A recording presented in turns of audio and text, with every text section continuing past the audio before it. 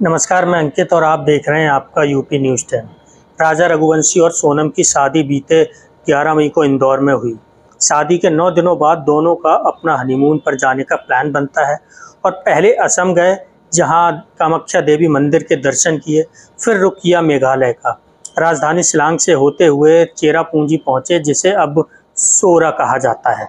दोनों एक होम्स में चेकिंग किया, आसपास घूमने के लिए एक स्कूटी रेंट पर ली, घूमे फिरे, ट्रैकिंग की।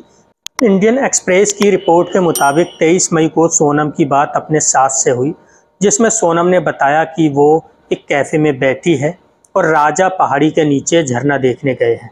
इस बातचीत का ऑडियो भी सामने आया है। हम चढ़ाई कर रहे हैं, हम ऊपर चढ़ गए, फिर फोन लगाते हैं। और आज तो उपास होगा फिर? मेरा तो उपास है ना, मेरे को 2-3 बार बोल दिया। मैंने मैं घूमने के चक्कर में अपनी ग्यारस थोड़ी तोड़ूंगी। वही तो तेरी, मैं अभी फरियार बना रही तो मेरे को एकदम से याद आ गई कि आज तो मेरे बहू का उपास वापस। तो ये जंगल है, पता, घोर जंगल है, एकदम खड़ी चढ़ाई है। चढ़ना मतलब उतरना भी खड़ा ही है और चढ़ना भी खड़ा ही है। तो वहाँ ऊपर देखने के लिए क्या गए? वो अंदर है, वो पहाड़ के अंदर। माना कर मैंने तो सुनते नहीं है। हाँ, चलो।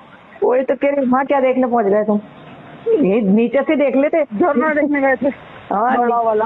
हाँ, नीचे से देख तो हालत खराब हो गई। तो सोनम ने यह भी कहा कि वो व्रत रख रही है और उसे नहीं तोड़ेगी।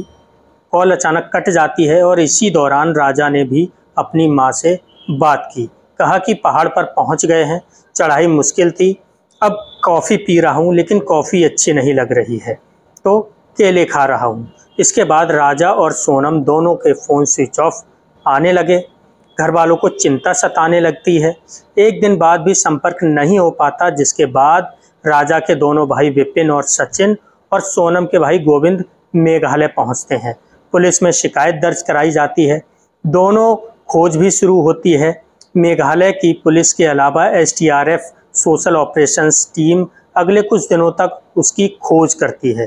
ड्रोन की मदद ली जाती है। करीब 8 दिनों बाद यानी 2 जून को 11:48 पर ड्रोन में बेईसाफडोंग फॉल्स के पास एक गहरी खाई में एक शव स्पॉट किया जाता है। शव बहुत खराब स्थिति में था, इतना कि देखकर पहचान पाना मुश्किल था, लेकिन दाहिने हाथ पर एक टैटू बना था, उस पर लिखा था राजा। विपिन उस टैटू को पहचान जाते हैं। ये राजा रघुवंशी का ही शव था। पुलिस को मौके से खून से सना एक धारदार हथियार मिलता है, जिसका इस्तेमाल पेड़ काटने के लिए होता है। स्थानीय भाषा में इसे दाऊ कहा जाता है। राजा के शव को पोस्टमार्टम के लिए भेजा जाता है।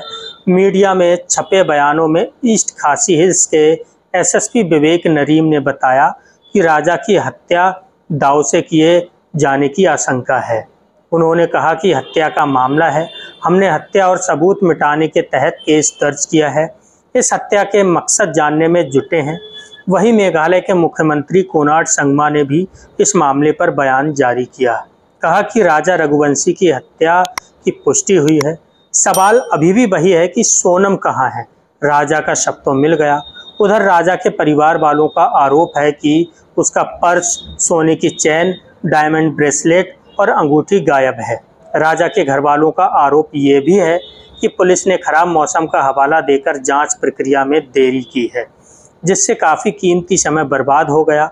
इंडियन एक्सप्रेस में छपी हुई रिपोर्ट के मुताबिक राजा ने जो स्कूटी रेंट पर ली थी, उनकी लाश से 25 किलोमीटर दूर मिली थी। चाबी अभी भी स्कूटी में ही लगी थी, मानो वे वापस आने वाले हो। परिवार इस घटना की CBI जांच कराने की मांग कर रहा है। इंदौर के सहकार नगर के रहने वाले राजा रघुवंशी घर 4 जून को उनकी लाश पहुंची। उनके घर के बाहर परिवार ने बैनर लगाया है, जिसमें लिखा था कि राजा की आत्मा कह रही है, मैं मरा नहीं, मुझे मारा गया, CBI जांच हो। इस पूरे घटनाक्रम पर आपकी क्या राय है, हमें कमेंट सेक्शन में अपनी प्रतिक्रिया जरूर दें। और अंत में एक छोटा सा रिक्वेस्ट कि हमारे चैनल को सब्सक्राइब जरूर करें, वीडियो को लाइक करें, शेयर करें। इसी के साथ जय हिंद, वंदे मातरम।